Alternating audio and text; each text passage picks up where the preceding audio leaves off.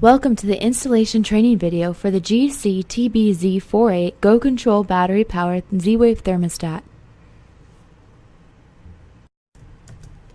Before removing the existing thermostat, first make sure that the existing heating, ventilation, and air conditioning system or HVAC works correctly, and using your user guide, verify that your thermostat will be compatible with your current HVAC system. Next, disconnect the power from the HVAC system and label each of the wires, and feel free to use the labels provided with the thermostat.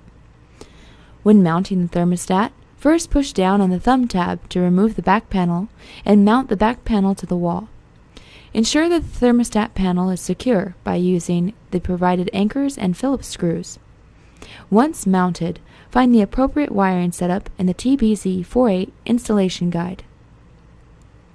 Once the wiring is complete, attach the front panel to the back panel. Insert the batteries by first prying off the front of the front panel with your fingernails at the bottom of the case cover. Put in 4 AA batteries and replace the front panel case. Lastly, test the heating and cooling to make sure that all of the functions of the HVAC system are working correctly.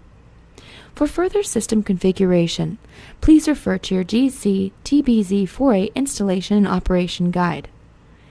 Congratulations! You have successfully installed the Go Control TBZ48 Z-Wave thermostat. This video is intended for use by a fully qualified and licensed electrician and in accordance with the National Electric Code and local regulations. Thank you for watching. For more information, please visit our website at nortechcontrol.com.